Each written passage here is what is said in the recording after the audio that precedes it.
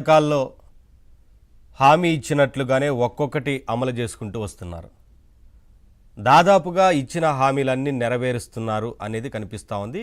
1-2 పథకాలకు సంబంధించి సూపర్ 6లో ఇంకా అమలు చేసే విషయానికి సంబంధించి ఖచ్చితంగా ప్రభుత్వం అమలు చేస్తుందంటూ ఇప్పటికే చెప్తా ఉన్నారు.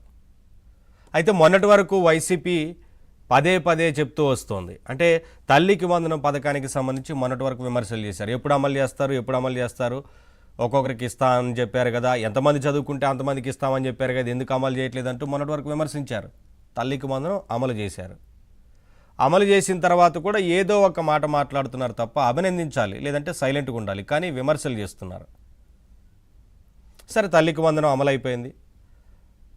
ఇంటింటికి గ్యాస్ సిలిండర్స్కి సంబంధించి దీపం పథకం కింద 3 సిలిండర్లు ఉచితంగా ఇస్తామని చెప్పారు. ఆ విషయంలో కూడా వైసీపీ విమర్శలు చేసింది. కానీ కూటమి ప్రభుత్వం అమలు చేసి చూపించింది.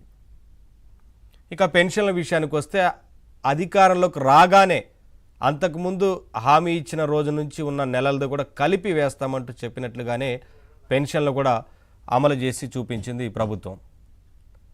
ఇక అన్నదాత సుఖీభావ గురించి తెలుసు. ఇటీవలే అన్నదాత సుఖీభావ పథకానికి సంబంధించి అర్హులైన లబ్ధిదారులందరికీ కూడా వారి ఖాతాల్లో డబ్బుని జమ చేసి అమలు చేశారు అన్నదాత సుఖీభావ పథకాన్ని కూడా. ఇలా చెప్పుకుంటూ పోతే ఇచ్చిన హామీలన్నీ కూడా ఒక్కొక్కటి నెరవేరుస్తూ వస్తున్నారు. మెగా డిఎస్సి గురించి కూడా హామీ ఇచ్చిన నేపథ్యంలో దానికి కూడా ఇప్పటికే అమలు చేసేందుకు ప్రభుత్వం కసరత్తు చేసింది. ఒకటి కాదు, ఇలా అన్నీ ఒక్కొక్క పథకం అమలు చేసుకుంటూ వస్తున్నారు. అందులో భాగంగా మహిళలకు ఉచిత బస్సు పథకాన్ని కూడా అమలు చేశారు, ప్రారంభించారు. పెద్ద ఎత్తున మహిళల నుంచి కూడా స్పందన వచ్చింది. అందరూ సంతోషాన్ని వ్యక్తం చేస్తున్నారు. రాష్ట్ర వ్యాప్తంగా కూడా పర్యటిస్తున్న ప్రతి ఒక్కరు కూడా సంతోషాన్ని వ్యక్తం చేస్తూ మాట్లాడుతూ ఉన్నారు. ఈ పథకం ద్వారా మాకెంతో ప్రభుత్వం చేయూతనిస్తోంది, ముందుకు వెళ్లేందుకు ఎంతో అవకాశం ఉంటుంది.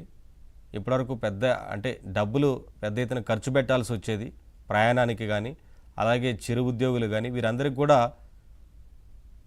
ఎంతో ఆసరాగా నిలుస్తుంది ఈ పథకం అనేది వారందరూ కూడా మహిళలు సంతోషాన్ని వ్యక్తం చేస్తున్నారు. ఇలా సూపర్ 6 మొన్నటి వరకు వైసీపీ పదే పదే ఎప్పుడు సూపర్ 6 అమలు చేస్తారు, ఎప్పుడు సూపర్ 6 అమలు చేస్తాం అని చెప్తున్నారు, అడుగుతున్నారు, విమర్శలు చేస్తున్నారు.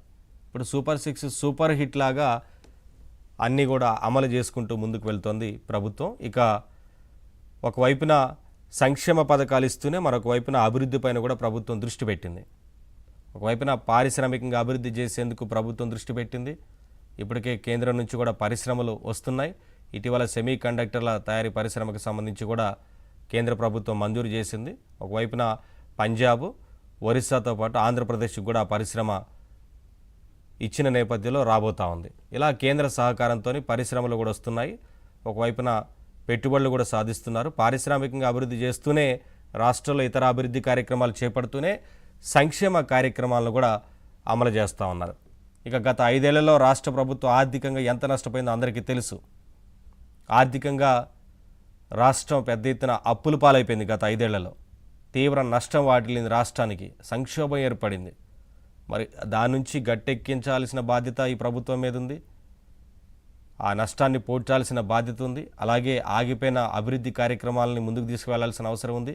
వీటన్నిటి మీద కూడా ప్రభుత్వం దృష్టి పెడతా ఉంది. ఒకవైపున అమరావతి మీద, పోలవరం విషయం గురించి, ఇతర ప్రాజెక్టుల గురించి, ఇలా రకరకాలుగా అభివృద్ధి కార్యక్రమాలు చేపడుతూనే సంక్షేమ పథకాలను కూడా అందిస్తూ ఉంది కూటమి ప్రభుత్వం. వీటన్నిటికి సంబంధించి ఈ విషయాలపైన ఇవాళ డిబేట్లో మాట్లాడదాం. డిబేట్లో పాల్గొంటున్నారు శిరీష గారు, టీడీపీ అధికార